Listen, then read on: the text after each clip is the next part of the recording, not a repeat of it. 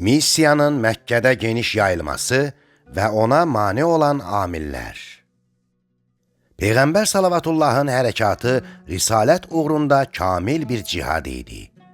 O, Həzrətin məntiqi, davranışı, xasiyyəti, dinc fitrət və ali əxlaqdan xəbər verirdi. O, insanları haqqa çağırırdı ki, haqq yaşasın, fəzilətə çağırırdı ki, bəşəriyyət bundan faydalansın. Buna görə də Peyğəmbər Salavatullah Qureyşin zülmünə və ona qarşı sərtliyinə baxmayaraq ümidini itirmədi. Taiflə və oradakı haqsızlıqla bağlı mənfi xatirələri özündən uzaqlaşdıra bildi. O, artıq adamların arasında gəzir, hamını Allahın dininə çağırırdı və bunu xüsusən də ümrə və həc mövsümlərində aktiv şəkildə edirdi. Çünki bu zaman Allahın mövqeyi və yerinin əzəmətini çatdırmaq üçün yaxşı imkan və şərait yaranırdı. Peyğəmbər Salavatullah ərəb qəbilələrinin yaşadığı yerlərə gəlir və onlara buyururdu: "Ey filan qəbilənin övladları, mən Allah tərəfindən sizə elçi göndərilmişəm. O, sizlərə əmr edir ki, ona ibadət və itayət edəsiniz, ona şərik qoşmayasınız, mənə inanasınız və sözlərimi düzgün qəbul edəsiniz. Məni qoruyasınız ki, Allah Taala'nın məni nə üçün göndərdiyini onun adından bəyan edib aydınlaşdıram." Əs-Siratun Nəbəviyyə 1-ci cild 423-cü səhifə. Tarixi Təbəri 2-ci cild 429-cu səhifə. Ənsabul Əşraf 1-ci cild 237-ci səhifə.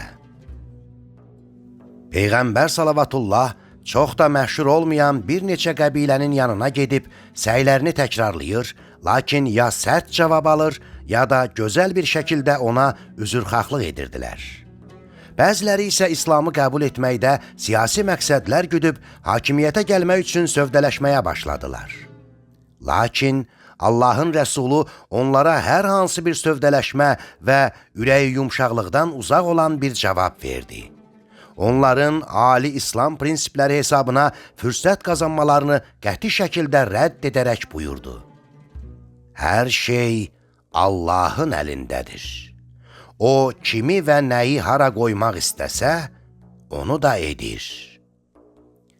Əs-Siratun Nəbəviyyə 1-ci cild 424-cü səhifə. Tarixi Təbəri 2-ci cild 431-ci səhifə. Əbu Ləhəb Peyğəmbər Salavatullahın dalınca gedir, adamları onun arxasınca getməkdən çəkindirir və deyirdi: "Ey filan qəbilənin övladları, bu adam sizi ona görə təzə dinə dəvət edib çağırır ki, Latı, Üzzanı qədim ərəb bütlərinin adlarıdır. Boynunuzdan çıxarıb atasınız. O sizi küfrə, şirkə və zəlalətə çağırır. Ona tabi olmayın, ona qulaq asmayın." Əs-Siratun Nəbəviyyə 1-ci cild 423-cü səhifə. Tarixi Təbəri 2-ci cild 430-cu səhifə. Digər tərəfdən də Ümmü Cəmil qadınlar arasında Peyğəmbər Salavatullahı və onun mübarək çağırışını məsxərəyə qoyurdu ki, qadınların o həzrətin arxasınca getməsinə mane olsun. Peyğəmbər Salavatullaha qəbilələri İslami risalətə inandırmaq müəssər olmadı.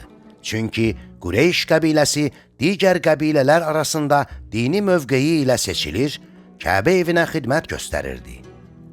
Bu qəbilə həm də Ərəbistan yarımadasındakı çox mühüm bir ticarət və iqtisadiyyat mərkəzini idarə edirdi. Onu əhatə edən və Peyğəmbər Salavatullahın öz çağırışını elan etdiyi başqa qəbilələrlə geniş şəbəkəli əlaqələri və müttəfiqlik razılaşmaları vardı. Ona görə də bütün bu maniyələri qırmaq və Qureyş qəbiləsinin hökmranlığını ləğv etmək çətin idi. İnsanlar da İslam missiyasını qəbul etməkdə açıq-aydın tərəddüd edirdilər. Bununla belə Qureyş qəbiləsi Peyğəmbər Salavatullahın hər bir hərəkətindən, onun dəvətinin güc və qüvvətindən qorxurdu. Ona görə də bütpərəst ağıl sahiblərinin qəbul edəcəyi və əvvəlcədən hazırlanmış bir üsluba əl atdılar. və belə bir təbliğatı adamlar arasında yaymağı qərara almaqla elan etdilər ki, o sehirbazdır, dedikləri sehirdir. Çünki onun sözləri qardaşı qardaşdan, əri arvaddan ayırır. Lakin Qureyş qəbiləsi bu əməldə və siyasətdə də uğur qazanmadı. Çünki Peyğəmbər salawatullahla görüşən hər bir kəs onun missiyasının əzəmətinin təsiri altına düşür və bu, onların davranışında əks olunurdu. Əs-Siratun Nəbəviyyə 1-ci cild 270-ci səhifə.